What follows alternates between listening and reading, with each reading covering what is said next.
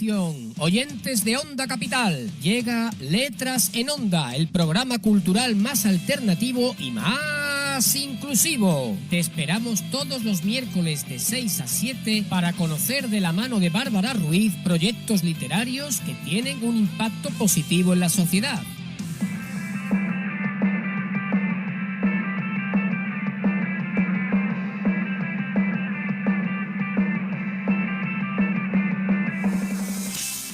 Hola, buenas tardes, buenos días, buenas noches.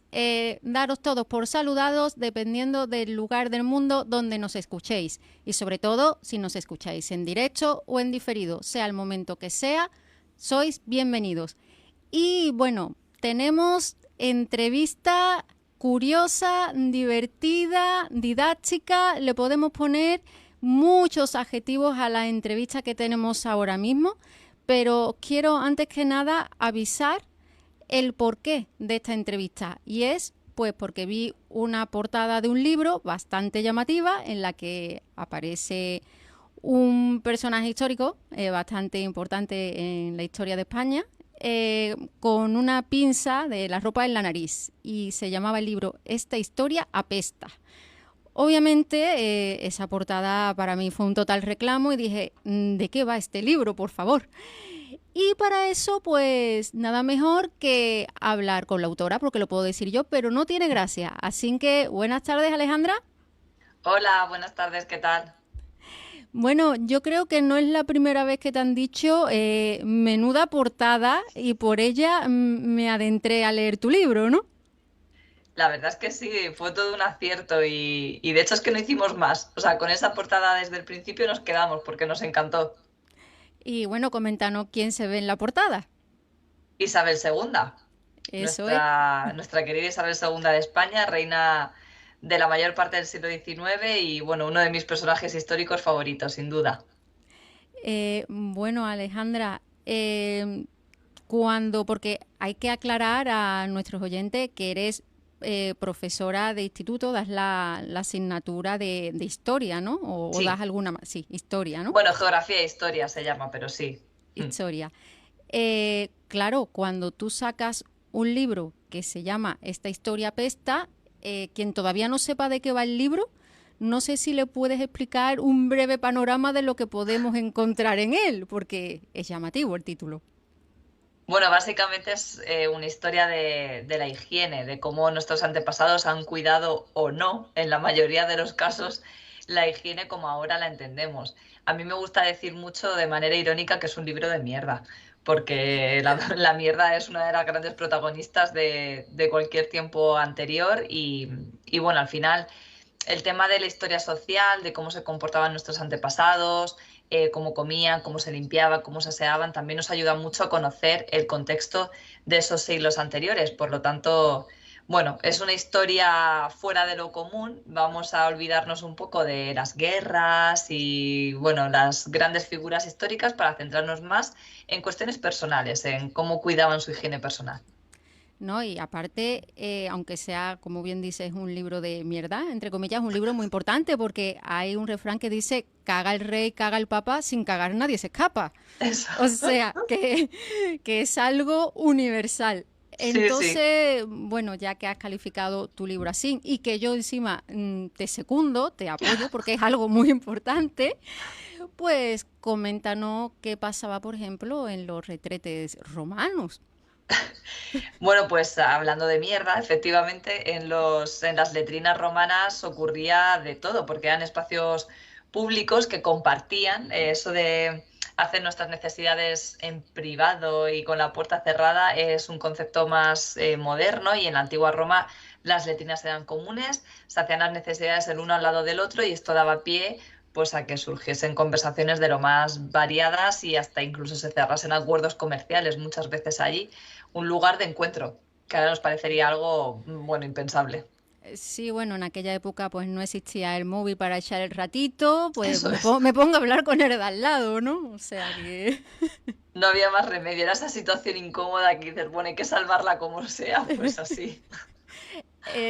No me quiero imaginar si alguien tenía problemas de estreñimiento, hablar viendo al de enfrente haciendo caras, ¿no? Pero bueno, para ello era algo completamente normal. Sí, tenemos que tener en cuenta que era normal y no les suponía ningún tipo de trauma el estar o con diarrea o con estreñimiento y con una persona al lado, pues eso, hablando del tiempo, de algún cotilleo que había pasado en el imperio, incluso cerrando acuerdos comerciales.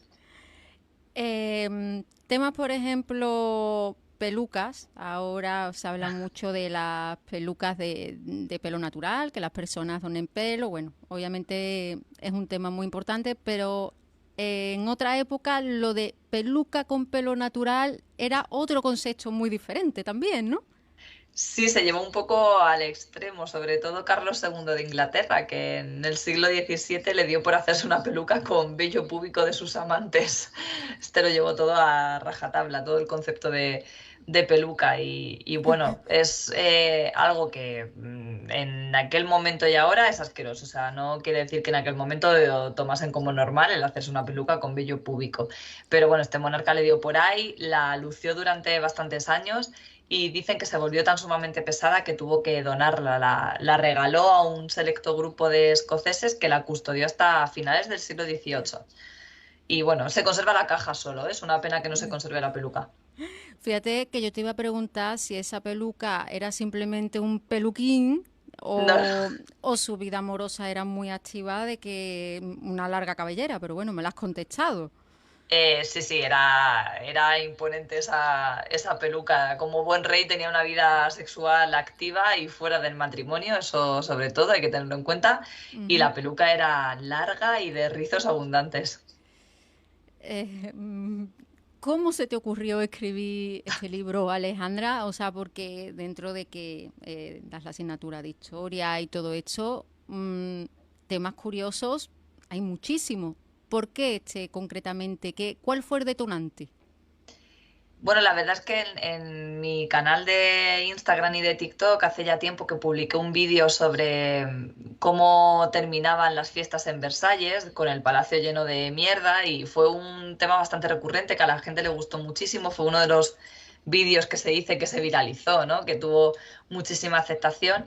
Y a partir de ahí fue un tema que me empezó a llamar bastante la atención y cuando me propusieron esta nueva iniciativa editorial pues pensé automáticamente en la higiene. Yo creo que es algo que, como he dicho antes, nos ayuda a entender mucho mejor cómo vivieron nuestros antepasados y a veces el contexto histórico se completa muchísimo más si conocemos estas costumbres, no solo higiénicas, que hay multitud de aspectos de historia social que debemos de tener en cuenta como historiadores, pero muchas veces se nos olvidan y la higiene es muy curiosa y de verdad que nos abre los ojos hacia tiempos pasados de una manera totalmente distinta a la que estamos acostumbrados.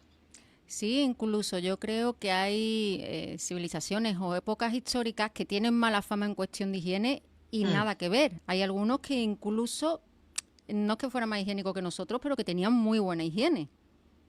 Sí, por ejemplo, los egipcios. Es algo, conocemos muchísimo del antiguo Egipto, pero en temas de higiene es como que no le hemos prestado mucha atención y había papiros, numerosísimos papiros dedicados exclusivamente a la higiene y a dar truquitos de belleza, de olor, bueno, increíble. Yo he podido consultar varios para hacer el vídeo, perdón, el libro. Y desde luego, increíble toda la atención que prestaban a su higiene y a su limpieza corporal. Y luego hay otras, como la Edad Media, que la gente se ha empeñado en hacerla una época oscura, apestosa, Ujú. llena de plagas, de guerras, etcétera. Y la Edad Media fue muy larga, 1000 años de historia que hay que, bueno, tratar con cuidado y con el correcto contexto. No es lo mismo la Edad Media del siglo VII después de Cristo que la del siglo XIV. Así que la Edad Media solo fue medianamente apestosa, vamos a decirlo así. No total, ¿no? Claro.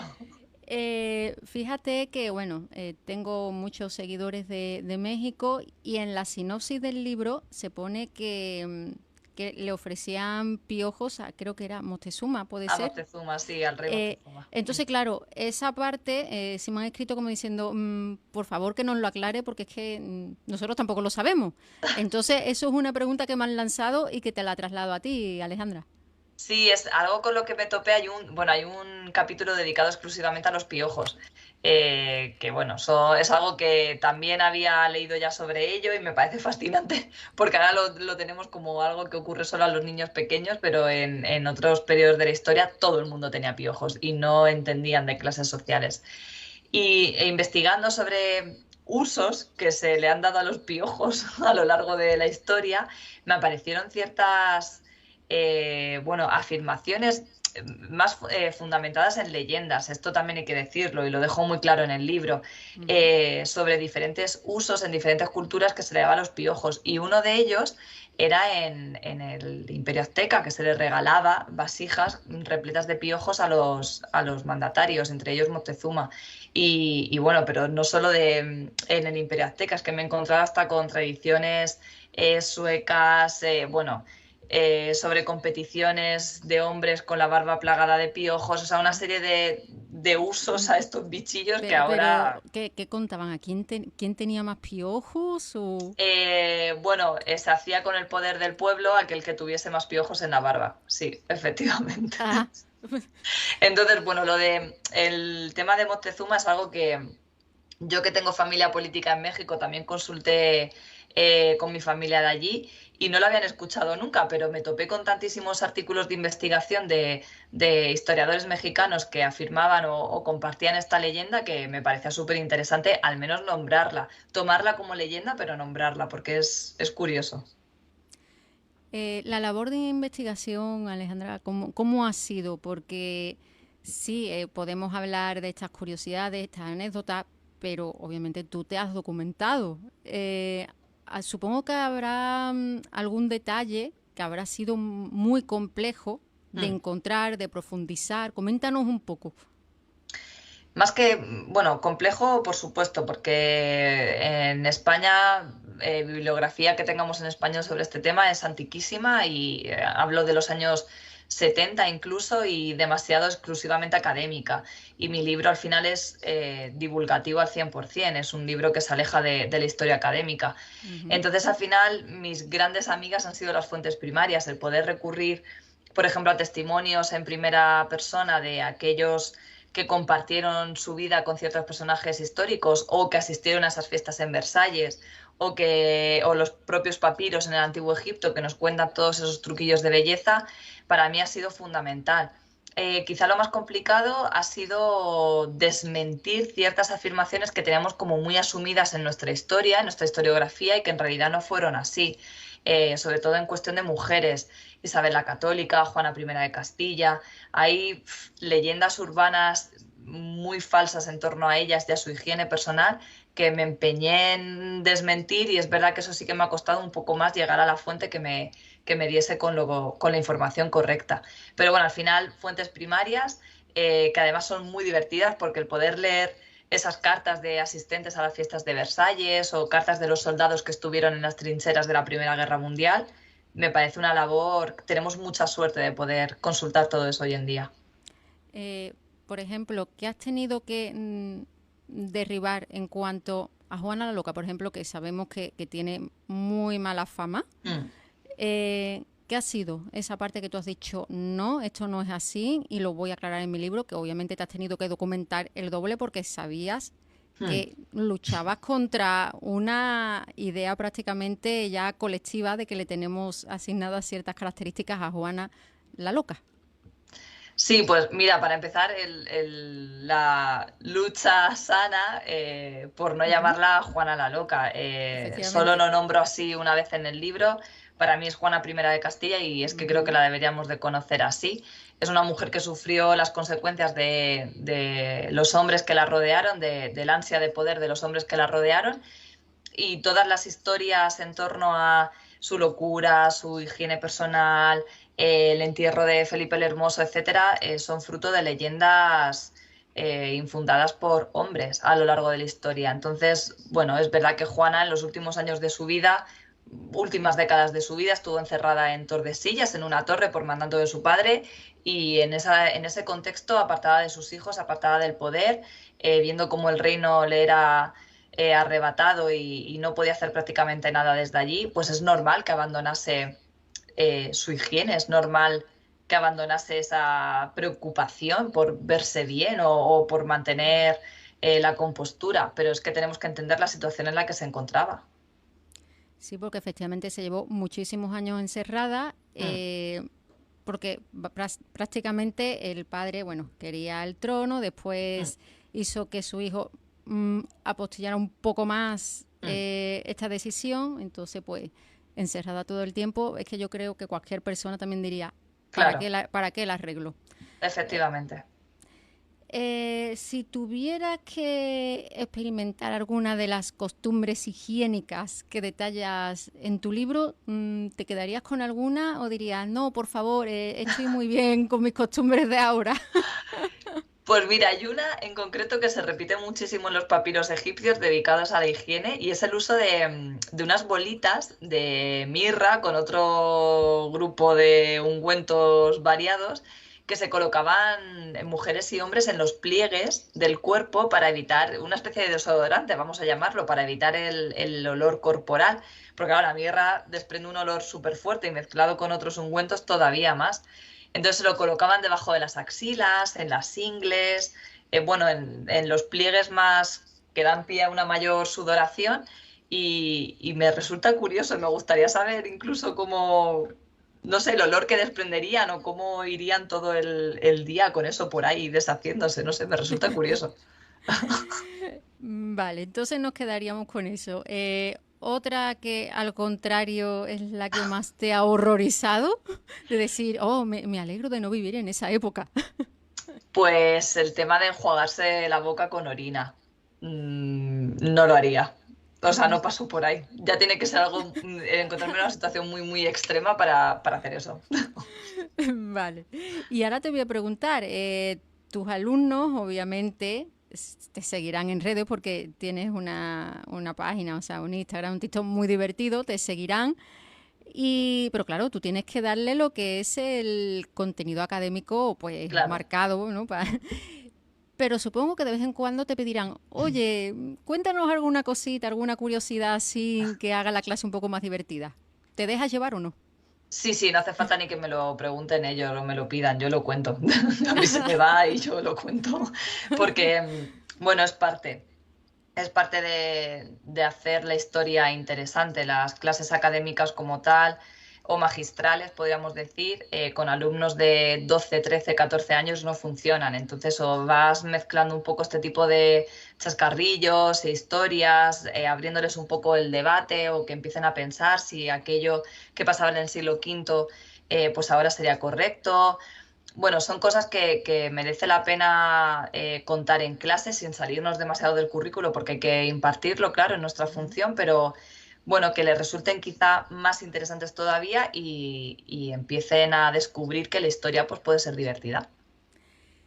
¿Te has encontrado con algún profesor o alguien del medio académico que te haya puesto cara? Es que aquí hablamos mucho del literato rancio, aquí podemos hablar del profe rancio, ¿no? El que tiene la polilla de mascota.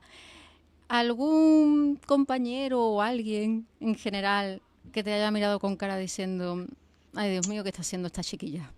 Mira, compañeros no, y en eso he tenido mucha suerte porque la verdad es que mis compañeros siempre han sido excepcionales, pero y además jóvenes también, que bueno, que estamos un poco en la misma línea. Pero sí que es verdad que a raíz de publicar el libro, pues al salirme, como he dicho antes, de lo académico, lo magistral, sí que me he ganado algún que otro, como decir, literato rancio que me ha puesto a parir en varios sitios. Pero bueno, es parte de intentar cambiar la visión que se tiene todavía de la historia, que es una visión universitaria y mi intención al final es llegar con la historia a un número amplio de personas e incluso presentarles la historia a gente que en un principio la odia y ver que, bueno, que les puede gustar, que pueden pasar un buen rato aprendiendo. Entonces eso siempre te hace ganar algún que otro enemigo, pero bueno, no pasa nada, seguiremos Eh, intentándolo. No, sí, mira, yo te entiendo perfectamente porque cuando alguien intenta hacer cualquier materia un poquito más dinámica, más divertida, pues salen los rancios, ¿no? Se Mm, puede decir. Pero tu labor, la verdad, es maravillosa y tu página es muy, muy divertida. Entonces, sinceramente, yo te gracias. felicito Gracias, gracias. Siga así y la verdad, yo sé que apenas estás promocionando este libro, pero ojalá se avecine otro también con una temática histórica igual de curiosa. Ojalá, ojalá. Estamos trabajando en ello. Pues bueno, Leandra, ha sido un placer tenerte con nosotros el día de hoy. Se me ha hecho muy Sí, corta la la verdad es que sí. entrevista. Ay. Y bueno, si algún día vienes a Sevilla, pues por favor, a ver si te podemos tener aquí en persona y seguir hablando de este libro. Genial, os tomo la palabra. Pues un abrazo muy grande, Alejandro, y muchas gracias. Otro, gracias a vosotros.